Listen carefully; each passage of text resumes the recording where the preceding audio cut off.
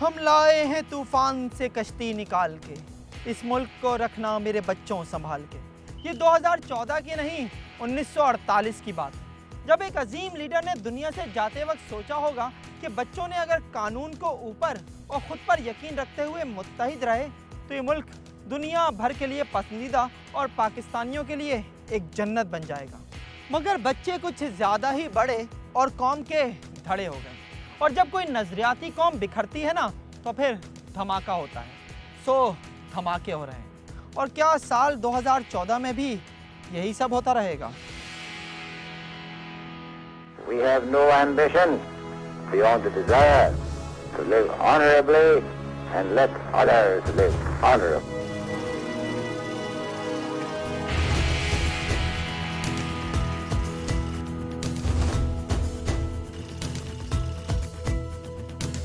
हाथों पे धरे हम हाथ बैठेंगे कब तक, क्या बदले हैं हालात ऐसे अब तक,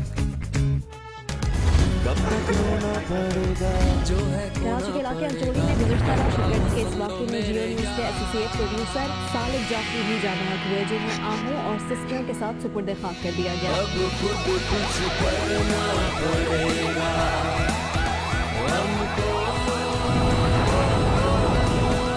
जलना पड़ेगा, मरना पड़ेगा, अब खुद कुछ करना पड़ेगा। सबसे कीमती सपोर्ट ही आप लोगों की है और आप लोग उसको यूज ही नहीं कर रहे। So let us wage a global struggle against illiteracy, poverty and terrorism. कातिल का भी वही रब जो मकतूल का रब, कातिल कहलाए गाजी और मकतूल शहीद, तो फिर परिंदे किसकी मदद को आए, कातिल की या मकतूल की? कितने सवालों के जवाब मिले हैं अब तक, कितना किया है इंतजार और करोगे कब तक, कब तक होना पड़ेगा जो है खोना पड़ेगा, कहता हूँ सुन लो मेरे यार, अब खुद कुछ करना पड़ेगा हमको, जलना पड़ेगा, मरना पड़ेगा, अब खुद कुछ करना पड़ेगा।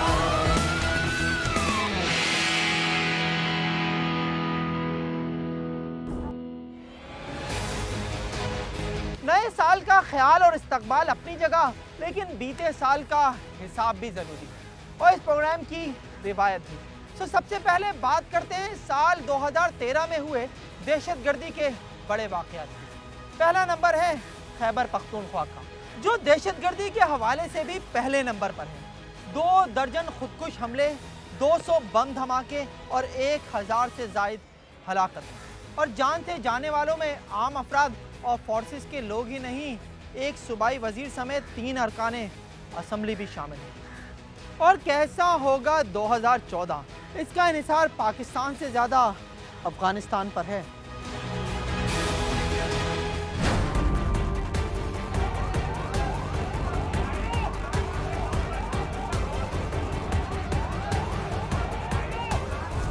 पाकिस्तान में तब्दीली की बातें नई नहीं, मगर 2013 मुल्क की तारीख का वो साल है जिसमें तब्दीली की बातें हमेशा से ज्यादा सुनाई दी। वजह थे आम इंतखाबात, जिनके बाद वफाक की तरह खैबर पख्तूनख्वा में भी हुकूमत तो तब्दील हुई, मगर दहशतगर्दी की बेकाबू सूरत हाल नहीं बदली। मसाजिद, चर्च, सिक्योरिटी इदारों के दफातर, अदालतें, बाजार, शाहराएं, गर्ज कोई जगह ऐसी नहीं जिससे दहशतगर्दों ने बख्शा हो। बड़े वाक़यात का जायजा लिया जाए तो साल 2013 के दौरान खैबर पख्तूनख्वा में 21 खुदकुश हमले और 200 से ज्यादा बम धमाके हुए, जिनमें 1000 से ज्यादा अफराद मारे गए। सफ़े मातम बिछाने और चीथड़े उड़ाने वाली ये अचानक मौत जिन लोगों का मुकद्दर बनी, उनमें ज्यादातर आम शहरी ही थे, मगर पुलिस और फोर्सेस के जवान भी बड़ी तादाद में शहीद हुए। दूसरी तरफ हाई प्रोफाइल किलिंग की बात की जाए तो पहला नाम आता है सूबाई वजीर कानून इसरार गंडापुर का। ये सूबे की अहम सियासी शख्सियत थे, जिन्हें ईद उल अज़हा के पहले दिन डेरा इस्माइल खान की तहसील कराची में खुदकुश हमले का निशाना बनाया गया। इसी तरह 3 जून को हंगू में तहरीक इंसाफ के रुकने असम्बली फरीद वलीद खान को गोलियां मार दी गयीं, जबकि 18 जून को मर्दान में तहरीक इंसाफी के एक और रुकन असम्बली इमरान मोहम्मद को खुदकुश हमले का निशाना बनाया गया।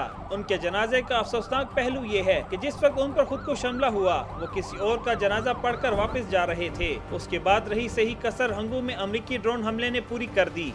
KPK का सबसे बड़ा मसला जो है वो टेररिज्म का है। बाकी तमाम मसाइल बिल्कुल नीचे चले जाते हैं जब सेफ्टी और सिक्योरिटी का इशू हो।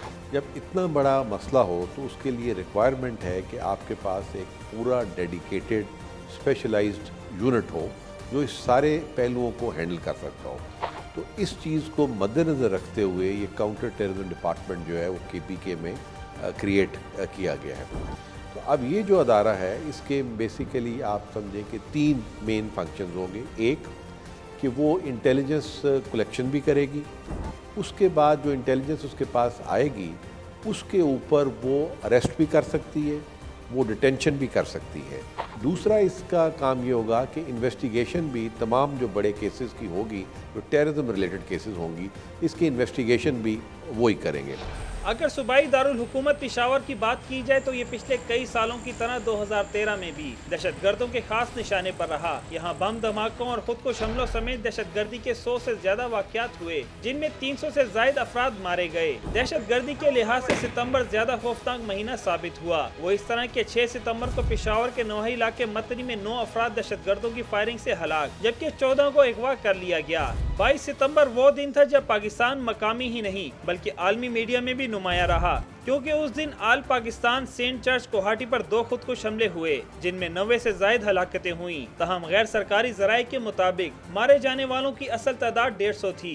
27 सितंबर को गुलबेला में सरकारी मुलाजमीन की बस में धमाका हुआ, जिससे 19 अफराद जांबाक हो गए। 29 सितंबर को किसाख्वानी बाजार में कार बम धमाका करके 30 से ज्यादा अफराद को मौत की नींद सुला दिया गया। सूबाई हुकूमत पे मैं क्या बात करूँ। सूबाई हुकूमत की अगर बात करें तो चाहिए तो ये उनके 3 MPA मारे गए हैं, तो ना कोई चीफ मिनिस्टर ना कोई मिनिस्टर उनके जनाजे में मौजूद था। ये सियासी बात हो जाएगी, लेकिन मैं उसकी तरफ नहीं जाना चाहता। सिर्फ इस बात करने का मकसद ये है कि जब कहीं धमाका होता है, आप ANP की हुकूमत को जो मर्जी कह लें, वो जो कुछ भी थे, लेकिन जब कहीं धमाका होता था तो वो उस बाज़ार में पहुंच जाते थे। जब वो बाज़ार में पहुंच जाते थे तो लोगों का हौसला भर जाता था। आपने इस इंसर्जेंसी में अपनी कौम का हौसला बढ़ाना है। वो हौसला मेरा हुक्मरान मेरा बढ़ाएगा, मेरा बड़ा बढ़ाएगा। और जब वो ही उस वक्त मेरे मुश्किल वक्त में मेरे सामने नहीं खड़ा होगा तो फिर आम आदमी बाहर नहीं निकल सकता। फ्री है वो 5800 है, जिसमें से तकरीबन 1800 जो थानों में ड्यूटी अदा कर रही है। बाकी मुख्तलिफ ड्यूटियाँ जिस तरह वो कोर्ट्स में, इन्वेस्टिगेशन में, बाकी जगह पे ड्यूटी कर रहे हैं। Over a period of time terrorism की वजह से हमने गुवाहाट रोड पे, फ्रंटियर रोड पे ट्राइबल बेल्ट के साथ 24 नई पोस्टें कायम की। वहाँ पे 1/3 ऑफ आवर फोर्स वो वहाँ पे डिप्लाई है। तो जो पॉपुलेशन है उस हवाले से देखा जाए तो हमें नफरी की ज़रूरत 12,000 के करीब है, जबकि at this point of time हमारे पास 5,800।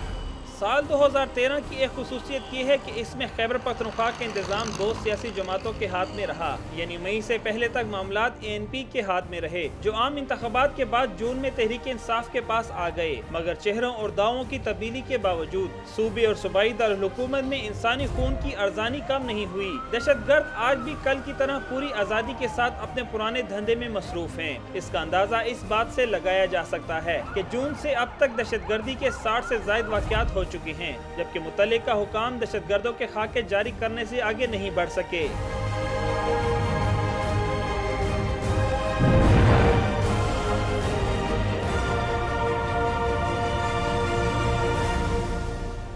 इंसदाद दहशतगर्दी फोर्स की तश्कील, सुराग रसा कुत्तों की खरीदारी और मददगार फोर्स का क़याम वो काम है जो साल 2013 में अंजाम पाए। ताहम इसके बावजूद अमन का वो सूरज कहीं भी दिखाई नहीं दिया जो कई साल पहले दहशतगर्दी के काले बादलों में कहीं छुप गया था। GFIR के लिए कैमरामैन सदीब बंगेश और यावर अब्बास के साथ आदिल परवेज, पेशावर।